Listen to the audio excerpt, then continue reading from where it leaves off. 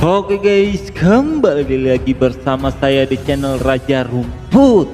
Seperti biasa, kita akan melanjutkan alur cerita dari Battle Through the Heavens Season 5 episode ke-161 yang sangat kalian tunggu-tunggu dan rindukan. Oke teman-teman, tanpa banyak basa-basi langsung aja kita lanjutkan alur ceritanya. Di mana sebelumnya kita melihat pertarungan Abayolo melawan dua bangseng secara bersamaan, membuat dia terluka cukup parah, bahkan nyawanya benar-benar terancam hingga Xiaoyan muncul dan membasmi Guyao dan Tian Yun dengan teratai amarah budak reinkarnasi miliknya. Cerita berlanjut di mana semua orang sedang memperbaiki kerusakan pasca pertarungan sebelumnya. Semua dibuat heboh karena ada seseorang yang membawa berita tentang lahirnya seorang bangseng baru di pavilion bintang jatuh.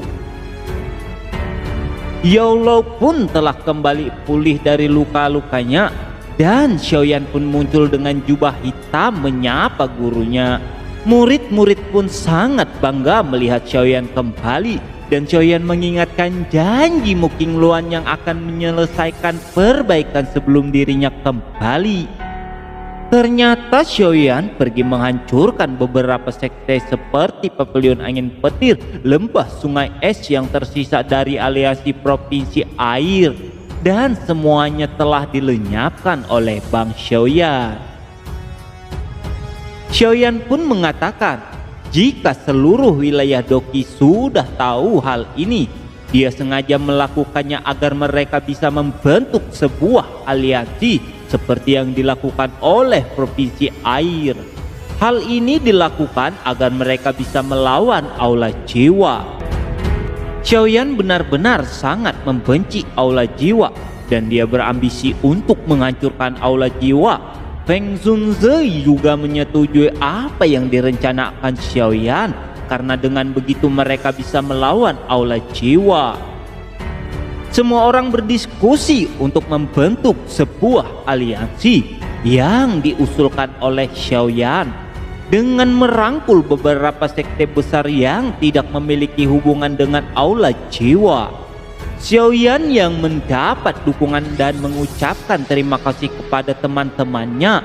Lalu Yolo meminta Xiaoyan agar mengurus lembah api terbakar karena dia memiliki hubungan baik dengan orang-orang dari lembah api terbakar. 3 hari berlalu, akhirnya Xiaoyan pergi ke tempat Burning Flame atau lembah api yang terbakar, dan dia menghadap leluhur Huo Yun. Huo Yun pun tahu jika Xiaoyan adalah seorang bangseng dari pavilion bintang jatuh. Di sini Huo Yun mengatakan jika mereka sangat berterima kasih kepada Xiaoyan karena telah menyembuhkan Huo Er. Namun jika Xiaoyan berbicara tentang aliansi, lembah api yang terbakar tidak pernah beraliansi dengan orang yang lemah. Seketika leluhur Huo Yun mengeluarkan doki yang mengerikan.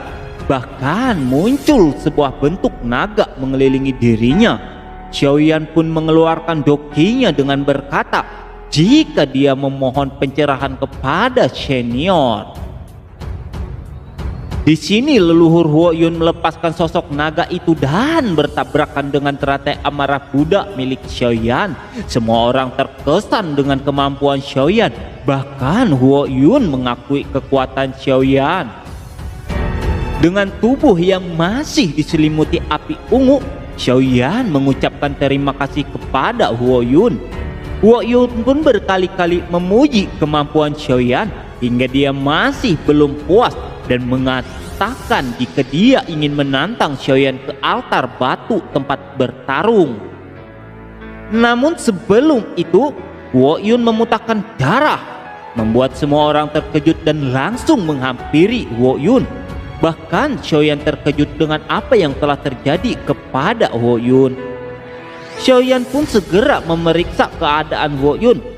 Huo Yun menceritakan jika dia pernah melawan Hun Tiandi hingga meridiannya dipenuhi racun gelap, menyebabkan luka berkepanjangan untuk Huo Yun. Huo-er pun menanyakan, apakah Xiaoyan bisa menyembuhkan leluhur mereka? Xiaoyan menjelaskan jika dia memiliki 80% kemungkinan menyembuhkan Huo Yun dengan api surgawi miliknya. Huo Yun yang mendengar itu menanyakan, apakah setelah Xiaoyan berhasil menyembuhkannya membuat mereka harus bergabung dengan aliansi Xiaoyan. Di sini Xiaoyan menjelaskan jika dia tidak pernah mengatakan itu, namun dia juga tidak bisa diam ketika mengetahui temannya ada yang terluka. Mendengar itu, Huo Yun berdiri lalu memuji kemampuan Xiaoyan dan dia menyetujui untuk bergabung dengan aliansi yang akan dibentuk Xiaoyan. Karena menurutnya Xiaoyan adalah orang yang serba bisa. Itu sangat berharga. Huo Yun dan ayah Huo-er berpikir untuk menikahkan Xiaoyan dengan Huo-er karena Xiaoyan telah banyak berjasa kepada lembah api yang terbakar. Xiaoyan yang mendengar itu langsung menjelaskan jika dia telah memiliki Sun-er. Mereka pun meminta Sun-er untuk bertarung melawan Huo-er agar bisa mendapatkan Xiaoyan dengan adil. Di sini kita dibawa ke sebuah lembah di mana kita melihat Yun Yun yang sedang memegang sebuah gulungan menghadap kuburan leluhur dari sekte bunga. Yun Yun menjelaskan tentang undangan Xiaoyan untuk bergabung dengan aliansi mereka. Cerita pun berpindah kepada Xiaoyan lagi yang telah kembali ke Pavilion Bintang Jatuh.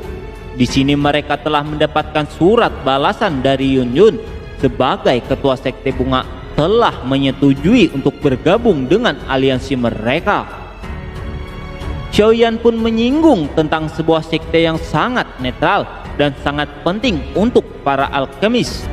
Yao Lao yang mengetahui maksud Xiaoyan, dia segera beralasan untuk pergi, membuat Xiaoyan dan Peng Zunze melihat sebuah gelagat yang mencurigakan dari Yao Lao. Xiaoyan dan Peng Zunze langsung menanyakan apa yang telah Yao Lao lakukan di masa lalu kepada Xuan Xi. Mendengar nama Xuan Yi membuat Yao Lao menjadi salah tingkah. Di sini orang-orang semakin curiga dengan gelagat dari Yao Lao. Jelas kita tahu apa yang dipikirkan oleh orang-orang. Apa yang telah dilakukan Yao Lao kepada Xuan Xi di masa lalu. Peng Zunze pun sangat prihatin dengan apa yang dialami oleh Xuan Yi, membuat Yao Lao semakin terdesak. Yao Lao pun berkata, jika sebenarnya kalian tidak tahu apa yang telah terjadi. Peng Zunze pun bertanya, kalau tidak ada yang salah, kenapa Yao Lao tidak berani kembali ke Menara Pil setelah berkelana keluar selama beberapa dekade? Yao Lao pun mengatakan, jika Peng Zunze jangan pura-pura bodoh, tidak mudah untuk melawan Xuan Yi.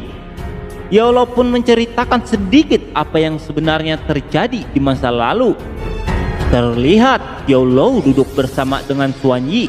Yao Lao pun mengatakan jika dia tidak memiliki syarat yang tinggi untuk calon istrinya, dia hanya ingin wanita yang bisa mengikutinya kemanapun dia pergi, mematuhi perintah meski dia melakukan hal yang salah. Xuan Yi pun mengeluarkan beberapa botol giok yang berisikan pil birahi, pil mencuci otak, dan pil boneka. Hal ini membuat Yao Lao menjadi sangat takut. Para wanita cantik yang mendengar itu berkata jika itu hal yang normal. Bahkan mereka mengatakan jika Yao Lao pengecut dan bukan seorang pria. Xiaoyan pun yang mendengar cerita gurunya membuat dia juga takut dengan sifat Xuan Yi. Xiaoyan pun mengatakan jika dia telah mengirim surat kepada Menara Pil, dia pun mengajak gurunya untuk pergi agar tidak bertemu dengan Xuan Yi, membuat para wanita berteriak jika Yao Lao seorang pria, dia harus menghadapinya, bukan malah memilih untuk kabur. 5 hari telah berlalu. Di bawah pohon persik, seorang wanita cantik dengan gaun berwarna merah berdiri di sana. Dia adalah Xuan Yi. Xuan Yi berkata jika sudah bertahun-tahun lamanya Suan Yi pun bertanya kepada Yaulau yang terikat, apakah dirinya terlalu menakutkan bagi Yaulau. Yaulau pun hanya berkata jika ini kesalahpahaman. Akhirnya dengan wajah merengut, Yaulau mengaku dan dia meminta maaf jika dia tidak berani kembali waktu itu karena dia takut berhadapan dengan Suan Yi. Yaulau pun menjelaskan jika Suan Yi sangat baik dan itu membuat dirinya tidak layak untuk Suan Yi. Yaulau pun meminta maaf kembali karena telah membuat Suan Yi menunggu dirinya begitu lama. Terlihat di semak-semak, Xiaoyan dan Suan Kongxi mengintip Suan Yi dan Yaulau sambil berharap gurunya bisa membujuk Suan Yi agar bisa bergabung dengan aliansi mereka. Suan Yi yang mendengar perkataan Yaulau, dia terkejut sambil tersenyum. Jika dia tidak menunggu Yaulau, dan siapa yang membuat Yaulau percaya diri mengatakan bahwa dirinya menunggu Yaulau? Mendengar itu Yaulau sangat malu. Bahkan Xiaoyan dan Suan Kongxi terheran-heran. Suan Yi pun menjelaskan jika dulu dia telah jatuh cinta dengan ketampanan Yaulau, namun banyak pria tampan dan wanita cantik. Kenapa dia harus membuang-buang waktunya untuk menunggu Yaulau? Suan Yi pun mengatakan jika akhir-akhir ini dia menyukai pria muda yang manis. Mendengar itu, Yaulau sedikit lega. Yaulau pun bergumam, berarti Suan Yi hanya tergila-gila dengan fisiknya saja. Suan Yi menjelaskan waktu itu Yaulau memang tampan, namun sekarang sudah tua dan tidak lagi tampan. Mendengar itu Suan Kongxi tertawa terbahak-bahak dan berkata, akhirnya Yaulau mengalami hal yang sama dengan dirinya. Yaulau pun mengetahui jika dia telah dijebak oleh Suan Kongxi. Suan Kongxi berkata jika ini balasan untuk Yaulau karena Yaulau hidup kembali namun tidak pernah mengirim kabar kepada dirinya. Akhirnya Suan Kongxi berlari menghindar saat Yaulau mengejar dirinya. Suan Yi hanya bisa mendengus sambil merenung. Di sini akhirnya mereka berkumpul untuk membahas surat yang dikirim Xiaoyan tentang aliansi. Mereka memutuskan untuk bergabung dengan aliansi yang dibentuk oleh Xiaoyan karena Aula Jiwa memang keterlaluan, bahkan sudah beberapa kali menyerang menara pil mereka. Bahkan ternyata mantan pemimpin menara pil telah menjadi korban dari konspirasi Aula Jiwa. Ketika Xiaoyan bertanya tentang itu, Suan Kongxi menjelaskan jika di masa lalu pemimpin menara pil pernah menemukan seorang anak yang terlantar sewaktu perperangan. Pemimpin menara pil itu membawanya, bahkan mengajarinya dengan hati-hati sebagai seorang murid. Setelah beberapa tahun, baru diketahui jika anak itu utusan dari Aula Jiwa yang bernama Hun Huzi. Meski sudah mengetahui hal itu, pemimpin menara pil tidak sanggup membunuhnya karena dia telah terlanjur menyayangi Hun Huzi. Hal itu yang membuat pemimpin menara terdahulu terbunuh dengan kejam, bahkan mereka mencuri beberapa harta berharga menara pil. Aula Jiwa memiliki kekuatan yang besar di dataran tengah. Meski menara pil ingin membalas dendam, mereka tidak memiliki kekuatan yang cukup karena sebagian besar mereka adalah alkemis. Jadi cara satu-satunya untuk menghancurkan Aula Jiwa hanya dengan bersatu. Karena ada banyak orang yang berada di posisi mereka dan mereka pasti akan setuju untuk bergabung dengan aliansi. Xiaoyan yang mendengar itu menjadi senang karena menara pil menerima tawaran darinya. Namun Suan Kongxi berkata, sayangnya kita tidak bisa memutuskan hal ini. Mendengar itu membuat Xiaoyan terkejut. Yaulau menjelaskan jika mereka bertiga memang tidak bisa memutuskan karena masih ada Dewan Tetua Utama Menara Pil. Semua masalah utama harus diputuskan oleh Dewan Tetua Menara Pil karena mereka adalah inti kekuatan dari Menara Pil. Suan Kongxi menceritakan jika mereka telah menyampaikan undangan Xiaoyan kepada 10 tetua dan mereka telah mengadakan voting, hasilnya 5-5. Namun Xuanyi berkata, jika mereka masih ada kesempatan karena 3 hari lagi akan ada pelantikan tetua baru. Xiaoyan pun berkata, jika mereka harus mendapatkan dukungan dari tetua baru itu.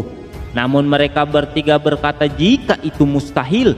Melihat itu Yolo bertanya-tanya, siapakah orang yang akan dilantik itu? Yolo pun menerka-nerka, hingga Xuan Kongxi pun membenarkan tebakan Yolo. Mereka semua menyadari jika tetua baru itu ternyata adalah musuh bebuyutan guru Xiaoyan di masa lalu. Karena dia bukan saja dikalahkan dari pertemuan pil, namun orang yang dia cintai juga direbut oleh Yolo. Sejak saat itu, apapun yang diinginkan Yolo, dia akan merampasnya. Mendengar cerita itu, Xiaoyan mengajak gurunya untuk membunuh orang ini sebelum dia dilantik menjadi tetua agung dan memiliki andil untuk voting. Orang-orang yang mendengar itu hanya bisa terkejut, tidak percaya. Bahkan Yolo melempar Xiaoyan karena itu terlalu berlebihan. Namun Yolo memiliki ide untuk mengirim orang lain untuk bersaing dengan orang ini agar bisa merebut posisi tetua agung dan ikut voting. Xuan Kongxi mengatakan jika di Menara Pil tidak ada yang bisa mengalahkannya saat ini. Xuanyi mengingatkan Yolo, jika Yolo telah keluar dari Menara Pil, itu artinya dia pun tidak bisa mengikuti persaingan itu. Yolo menjelaskan jika dia memang tidak memenuhi syarat, namun ada yang bisa melakukannya. 3 hari pun berlalu dengan cepat, di mana kita dibawa ke Menara Pil. Terlihat jika banyak orang telah berkumpul, bahkan Huo dengan jambul putihnya telah siap berdiri di atas menara batu dengan percaya diri jika hari ini tidak ada yang bisa mengalahkannya. Namun Wo terkejut ketika orang-orang berteriak menyebut orang kedua pemenang pertemuan pil kedua telah datang. Semua orang pun terpukau ketika mereka melihat langit yang penuh cahaya warna-warni. Di sisi lain, para tetua agung telah berkumpul di tempat tinggi. Bahkan di sana tetua agung yang berada di ranah Banseng 2 bintang akan memulai acara pemilihan tetua agung. Kelompok Xiaoyan pun akhirnya muncul. Bahkan Yolo menyapa Huo dengan mengejeknya seperti monyet. Huo yang melihat Yolo terkejut sambil bertanya jika apa yang dia dengar tentang kebangkitan Yao Chen benar-benar terjadi. Yolo pun menjelaskan kepada Huo jika dia tidak akan ikut bersaing karena sekarang cukup muridnya saja yang melawan Huo. Xiaoyan pun menangkupkan tangannya lalu memperkenalkan dirinya kepada para tetua agung. Semua orang yang mendengar nama Xiaoyan, mereka terkejut bukan kepalang karena semua tahu jika Xiaoyan adalah seorang Banseng, namun dia masih sangat muda. Yolo pun bertanya kepada tetua agung jika Xiaoyan memiliki kualifikasi, jadi apakah dia memenuhi syarat untuk menjadi tetua agung di Menara Pil. Tetua agung itu terkejut mengatakan, omong kosong apa ini? Bagaimana bisa seorang anak-anak mengikuti kompetisi tetua agung? Hal ini membuat Xiaoyan dan Yolo sedikit pesimis. Namun tetua itu berkata jika dia tidak mengizinkan Xiaoyan menjadi arogan, namun jika memiliki kekuatan maka dia bisa mencobanya agar dia tahu seberapa kekuatan yang membuat dia menjadi arogan seperti sekarang. Xiaoyan dan Yolo tersenyum puas mendengar itu. Artinya Xiaoyan mendapatkan kesempatan untuk ikut bersaing menjadi tetua agung di Menara Pil. Akhirnya pertandingan untuk pemilihan tetua agung Menara Pil dimulai. Wow yang tidak ingin banyak basa-basi langsung mengeluarkan panci pemurnian pilnya. Para penonton menyadari jika Huo juga memiliki kemampuan mengendalikan api. Huo pun meminta Yaolo melihatnya jika dia sekarang telah mampu melampaui kemampuan Yaolo. Suan Kongsi yang khawatir berkata jika keberhasilan aliansi ada di tangan Xiaoyan. Xiaoyan pun meminta agar senior Suan Kongsi tidak perlu khawatir karena dia akan melakukan yang terbaik untuk itu. Xiaoyan pun mengeluarkan api surgawinya, bahkan membentuk panci pemurnian menggunakan api surgawi.